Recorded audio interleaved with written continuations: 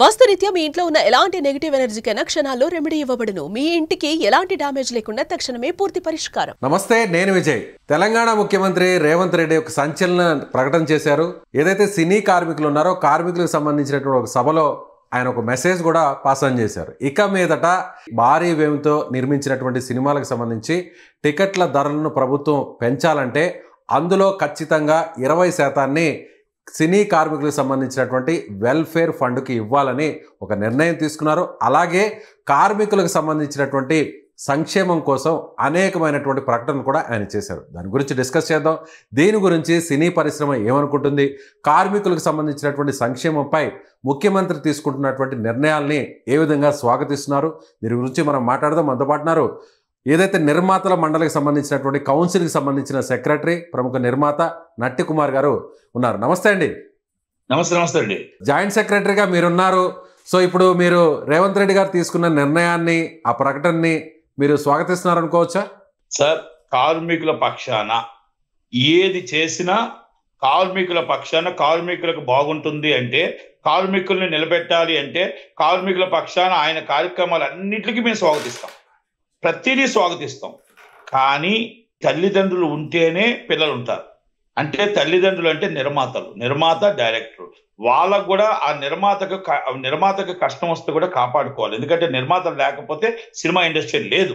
Yes, అయితే రేవంత్ రెడ్డి గారు అన్న ప్రతి మాటకి కార్మికుడి కోసం 4 ఎకరాలు కావాలని అడిగారు, కార్మికుడికి 1,12,000 దాకా చదివిస్తానన్నారు, స్వాగతిస్తున్నాం. అలాగే చిత్రపూర్ కాలనీ ప్రపంచం చూస్తుందన్నారు, స్వాగతిస్తున్నాం. అన్ని ప్రతిదీ అక్కడ కూర్చున్న ప్రతి ఒక్కరు ఉన్నారు. ఛాంబర్ ప్రెసిడెంట్ ఉన్నారు, ఛాంబర్ సెక్రటరీ ఉన్నారు, కౌన్సిల్ ప్రెసిడెంట్ ఉన్నారు, కౌన్సిల్ సెక్రటరీ ఉన్నాడు, అందరూ తెలంగాణ ఫిల్మ్ ఛాంబర్ ప్రెసిడెంట్ ఉన్నాడు, సెక్రటరీ ఉన్నాడు, ప్రతి ఒక్కరు ఉన్నారండి. సినిమా ఇండస్ట్రీ ఉంది అంటే ఇండస్ట్రీ అంతా కలిపి దిల్ రాజు గారు, గ్రేట్ దిల్ రాజు గారు, ఎఫ్డిసి చైర్మన్ తెలంగాణ, ఆయన ఉన్నారు. ఆయన ముందు అందరి ముందు ఒక మాట ఆయన మాట్లాడారు. ఇవన్నిటికి కార్మికులకు ఏ పక్షాన కావాలా, కార్మికులకు ఏ విధంగా కావాలా కాపాడటానికి ఫస్ట్ కాపాడే వ్యక్తుల్లో, స్వాగతించే వ్యక్తుల్లో నట్టి కుమార్ ఉంటాడండి. అయితే నేనేమంటున్నానంటే కార్మికులకి ఏ ఒక్కటి కావాలన్నా కూడా మాకు అభ్యంతరం లేదు. కానీ రేవంత్ రెడ్డి గారు ఒక మాట అన్నారు, అది నాకు అభ్యంతరకరమైన అనిపిస్తుంది. ఎందుకంటే నిర్మాతల మండలి జాయింట్ సెక్రటరీగా నా నిర్మాత నేను కాపాడుకోకపోతే 100% అది విరుద్ధం అవుతుంది. కాబట్టి దానికి నేను మాట్లాడవలసిన బాధ్యత ఉంది, సమాధానం చెప్పవలసిన బాధ్యత ఉంది.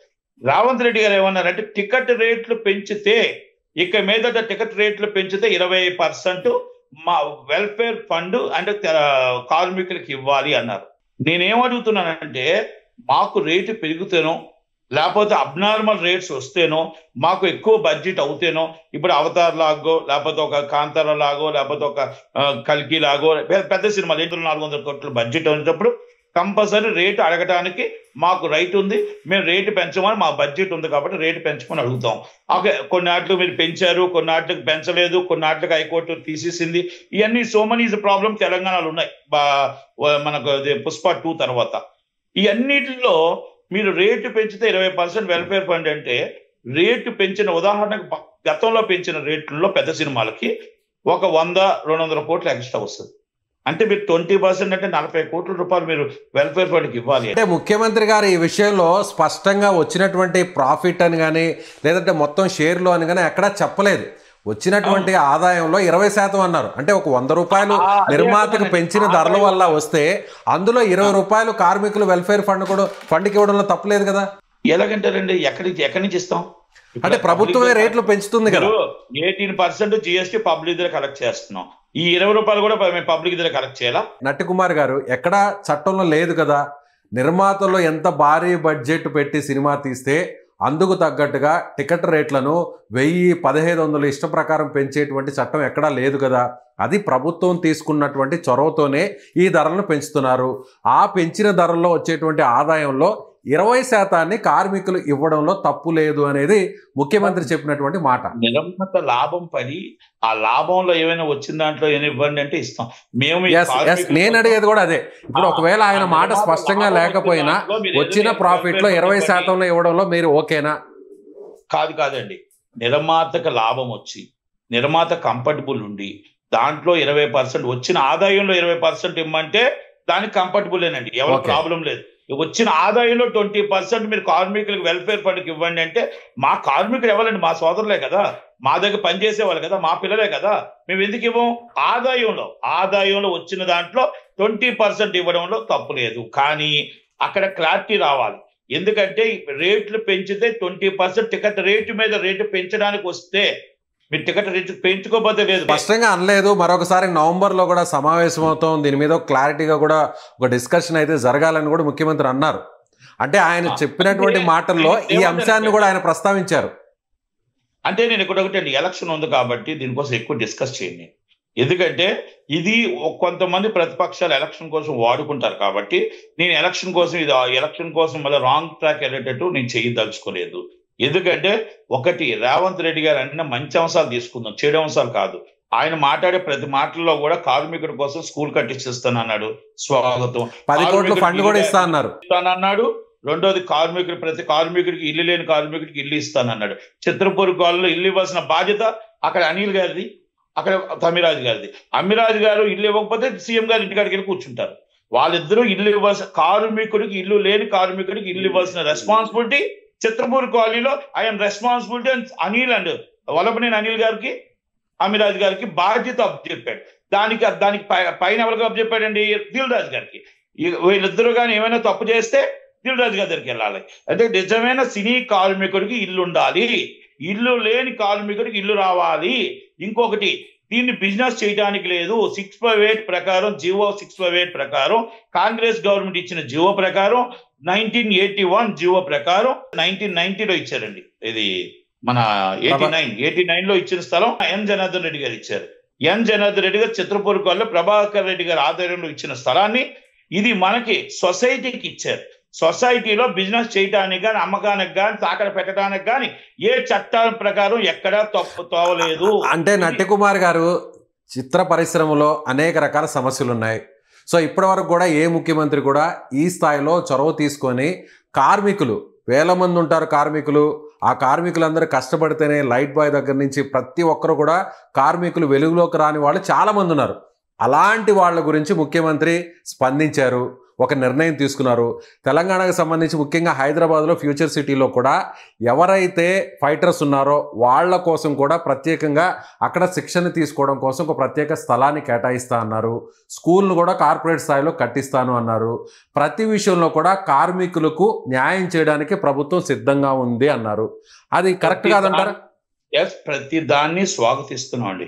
నేను కార్మికుడి నుంచి వచ్చాను, కార్మికులు మాట్లాడుతున్న ప్రతి మాట స్వాగతిస్తున్నాం. మనం ఏమంటున్నాం అంటే, అక్కడ ఎక్కడైతే తప్పు జరుగుతుందో ఆ తప్పుని కూడా రెక్టిఫై చేయాల్సిన బాధ్యత గవర్నమెంట్ మీద. ప్రీవియస్ గా ఉన్న ముఖ్యమంత్రులు ఇలా కార్మికుల విషయంలో ఇంత సీరియస్ గా స్పందించినటువంటి పరిస్థితులు ఉన్నాయా? ఇప్పుడు ప్రస్తుత ముఖ్యమంత్రి ఈ స్థాయిలో దీన్ని ఆయన చాలా సీరియస్ గా తీసుకున్నారు. ఇది కరెక్ట్ కదా? సినిమా ఇండస్ట్రీ అని మొత్తం హాలీవుడ్ సినిమా మొత్తం టోటల్ గా ఎవరైతే హాలీవుడ్ సినిమా హబ్ గా తయారు చేయాలనుకుంటున్నా రేవంత్ రెడ్డి గారు స్వాగతిస్తున్నాం. అలాగే నేనేమంటున్నానంటే, కార్మికులు ఎవరైతే నిజమైన కార్మికులందరూ చిత్రపూరి కాలనీలో ఉండాలి. అక్కడ ఎవరైతే మా ఎమ్మెల్యేలు, ఎంపీలు, ఎక్స్ మినిస్టర్లు, వీళ్ళు పేర్లతో మొత్తం టోటల్ కార్మికుల పేరుతో దాంట్లో ఇల్లు దోచుకున్నారో వాళ్ళందరినీ బయటకు తోసేయాలి.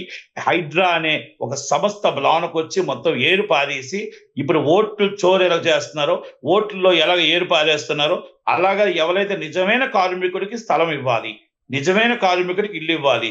ఆ ప్రతి విషయంలోని రేవంత్ రెడ్డి గారు చేస్తున్న ప్రతి చనువుకి, ప్రతి దానికి, ప్రతి అశోషణ కార్మికుడు కాపాడుతున్నందుకు ఆయనకు స్వాగతిస్తూ, కాంగ్రెస్ పార్టీలో ఇలాంటి ముఖ్యమంత్రి మా సినిమా ఇండస్ట్రీ కోసం మాట్లాడి ఆలోచించిన వ్యక్తి ఎవరు లేరు. దాన్ని 100% మేము స్వాగతిస్తూ ఉన్నాము. ఒకటి ఏంటంటే, ఇప్పుడు నిర్మాతలు కూడా ఈ విషయాన్ని ఇందాక కూడా నేను చెప్పాల్సిందంటే, అక్కడ దిల్ రాజు గారు ఉన్నారు, బిగ్ స్టేక్ ఆయిందే, అందరు పెద్ద నిర్మాతలు అక్కడే ఉన్నారు, ప్రెసిడెంట్ అక్కడే ఉన్నాడు, సెక్రటరీ అక్కడే ఉన్నాడు. దీన్ని స్వాగతిస్తున్నాము అంటే సరిపోతుంది, అది స్వాగతిస్తున్నాం అంటే ఏ విధంగా స్వాగతిస్తున్నాం? నేనేమన్నా ఆదాయంలో ఇస్తే బాగుంటుంది తప్ప, కార్మికులకి 45% అన్నారు, లేకపోతే ఇంకోటి అన్నారు, 70 ఏ పర్సెంటేజ్ అంటే ఆ పర్సెంటేజ్ మొన్న ఇవ్వాల్సి వచ్చింది.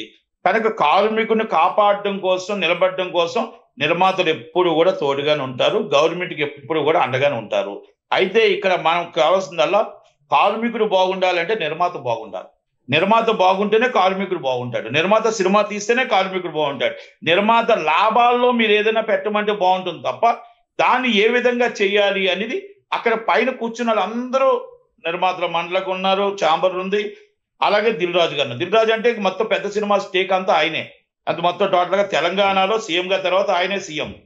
కనుక నేనేమంటున్నా, ఆయనే స్వాగతించినప్పుడు మొత్తం పెద్ద నిర్మాతలు అందరూ మేము 20% ఇస్తామని ఇండైరెక్ట్ గా చెప్పినప్పుడు దిల్ రాజు గారికి అప్పచెప్పారు ఆ బాధ్యత.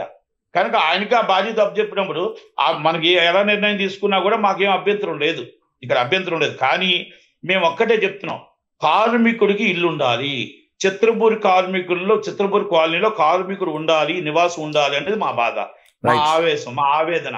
ఎందుకంటే చాలా మంది అక్రమదారులు, చాలా మంది అమెరికాలో ఉన్న వాళ్ళు కోటీశ్వర్లు, బిగ్ షాట్లు అక్కడ ఉన్నారు. కాబట్టి ఎవరైనా ఉంటే రిజిస్ట్రేషన్ క్యాన్సిల్ చేసి వాళ్ళందరూ చేసి నిజమైన కార్మికుడికి, కష్టపడిన కార్మికుడికి, ఇవాళ మన కోసం వచ్చి మీటింగ్ లో కూర్చున్న కార్మికుడికి మన ఇల్లు ఉండాలి ఉండాలి ఉండాలి ఉండాలి అనేది నేను రేవంత్ రెడ్డి గారికి చెప్పాను, దిల్ రాజు గారికి చెప్పాను, అనిల్ గారికి, అమీరాజ్ గారికి చెప్పాను.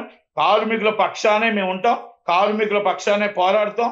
కనుక చిత్రపూర్ కాలనీలో కార్మికుడే ఉండాలి. రేవంత్ రెడ్డి గారు తీసుకున్న ప్రతి కార్యక్రమాన్ని స్వాగతించాలి. స్కూల్ అని తీసుకున్నారే, అసలు ఎక్స్ట్రాడినరీ స్కూల్ అని తీసుకున్నది ఏదైతే తీసుకున్నారో అది కార్మికుడికి నిజంగా చాలా అండి. అది 12th క్లాస్ దాకా తీసుకున్నారంటే ఇంటర్నేషనల్ స్టాండర్డ్ లో ఉచిత విద్య అనేది చాలా. ఏమండి నేను ఒక్కటి అడుగుతానండి, అంటే ఇప్పుడు ఈ సందర్భంలో ఇది కరెక్టో కాదో నాకు తెలియదు, ప్రపంచం అంతా ఏది ఫ్రీలు వద్దండి, మనకి ఇచ్చేది విద్య, ఆరోగ్యం, ఈ రెండు ఫ్రీ. అది మళ్ళీ అది పొలిటికల్ గా డైవర్ట్ తీసుకుంటది నటుకుమార్ గారు. అందుకని అనొచ్చు అనకూడదు నేను రెండు మాత్రం. అంటే ఇప్పుడు ప్రస్తుతం మీటింగ్ జరిగిన కొద్దిసేపటి తర్వాత మనం ఇప్పుడు మీరు లైవ్ లోకి వచ్చారు. సో ఇప్పుడు మీరు యాజ్ ఏ ఒక ప్రొడ్యూసర్ కౌన్సిల్ సంబంధించిన సెక్రటరీగా ఉన్నారు కదా, సహాయ కార్యదర్శిగా ఉన్నారు కాబట్టి ఆ పోస్ట్లో ఉన్నారు. అలాగే మీరు సినీ విశ్లేషకులు, అదేవిధంగా నిర్మాత కూడా. సో ముఖ్యమంత్రి తీసుకున్న నిర్ణయాన్ని, అందులో వచ్చేటువంటి ఆదాయంలో 20% ఇవ్వడానికి మీరు సిద్ధంగా ఉన్నారా లేదా? అందులో వచ్చిన ఆదాయానికి 20% ఇవ్వడానికి ఎమర్జెన్సీ మీటింగ్ కాల్ఫర్ చేసి అక్కడ కూర్చున్న పెద్దలందరూ మీటింగ్ కాల్ఫర్ చేసి ఇమ్మీడియట్లీ దాన్ని రెక్టిఫై చేసి మీరు ఈసీ మీటింగ్ అని ఎమర్జెన్సీ జనరల్ బాడీ మీటింగ్లు పెట్టి దాన్ని రెక్టిఫై చేసి ఓకే చేయాల్సిన బాధ్యత వాళ్ళ మీద ఉంది. ఎందుకంటే responsibility is the chairman and FDC chairman, responsibility president, responsibility chamber president, అందరూ అతిరథ మహారథులు అందరూ అక్కడే ఉన్నారు. కాబట్టి ఆయన ముందే సీఎం గారు చెప్పారు కాబట్టి చిరసా వహించవలసిందే. ఎందుకంటే అందరూ చిరసా వహించి ఆ కార్మికులకి వెల్ఫేర్ ఫండ్ కింద మరి ఏ విధంగా ఇస్తానంటారు, మరి ఏ విధంగా చెప్తారు. దిల్ రాజు గారు దాన్ని చట్టాన్ని చేయాలి, దిల్ రాజు గారు దాన్ని జనరల్ బాడీ మీటింగ్ పెట్టాలి, దిల్ రాజు గారు మొత్తం నిర్మాతలందరి కోసం పెట్టి అక్కడ కూర్చున్న పెద్ద మనుషులందరూ కూడా దీన్ని స్వాగతిస్తున్నారా వ్యతిరేకిస్తున్నారా చెప్పాల్సిన బాధ్యత ఉంది. ఎందుకంటే నేను ఎందుకు చెప్తానంటే మా నిర్మాతల తరపు నుంచి అయితే ఈ ఒక వచ్చిన ఆదాయంలోనే ఏమైనా ఉంటే మాట్లాడొచ్చేమో తప్ప దీంట్లో నుంచి రేటు పెంచితేనే అన్నారు ఆయన.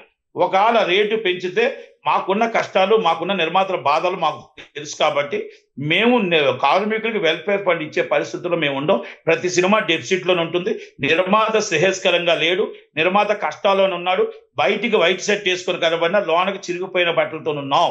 ఇది నిర్మాత పరిస్థితి. ప్రెస్టేజ్ కోసం బతుకుతున్నాం, ప్రెస్టేజ్ కోసం ఉంటున్నాం. రెమ్యునరేషన్లు ఎక్కువైపోయినా ఏ బాధ ఉన్నా 700 కోట్లు నీ పోటీ వ్యాపారమే చేస్తున్నాం తప్ప ఇంటర్నేషనల్ మార్కెటింగ్ వెళ్ళాలని వ్యాపారం చేస్తున్నాం తప్ప నిర్మాత నా లాభాల్లో లేడు. అది సీఎం గారు కూడా అర్థం చేసుకోవాలి. అక్కడ కూర్చున్న వాళ్ళకి అర్థమైందో లేదో నాకైతే తెలియదు, కానీ మాకు నిర్మాతలకు చిల్లు పడుతుందని మాత్రం నాకు అనిపిస్తుంది. Right sir, thank you so much Natukumar గారు. Thank you very much. Thank you. So ఇది ముఖ్యమంత్రి రేవంత్ రెడ్డి తీసుకున్నటువంటి నిర్ణయం పట్ల అటు నిర్మాతల కౌన్సిల్కి సంబంధించినటువంటి సహాయ కార్యదర్శిగా తాను సపోర్ట్ చేస్తున్నాను. అయితే అక్కడ చిత్ర పరిశ్రమలో ఉన్నటువంటి చిన్న చిన్న సమస్యలను కూడా పరిష్కరించాలి. ముఖ్యంగా సినీ కార్మికుల విషయంలో ముఖ్యమంత్రి తీసుకున్నటువంటి సాహసోపేత నిర్ణయాలను ఖచ్చితంగా స్వాగతిస్తున్నాం, హర్షం కూడా వ్యక్తం చేస్తున్నాం అని చెప్తున్నారు. అయితే చిన్న చిన్న లోటుపాట్ల సమస్యను కూడా వెంటనే పరిష్కరించాలని నట్టికుమార్ గారు కోరుతున్నారు. మీరేమనుకుంటారు? సో నట్టికుమార్ గారి వ్యాఖ్యల పట్ల, ముఖ్యమంత్రి రేవంత్ రెడ్డి తీసుకున్నటువంటి నిర్ణయం పట్ల మీరేమనుకుంటున్నారో ఖచ్చితంగా మీ అభిప్రాయాన్ని కామెంట్ బాక్స్లో తెలియచేయండి. Thank you so much.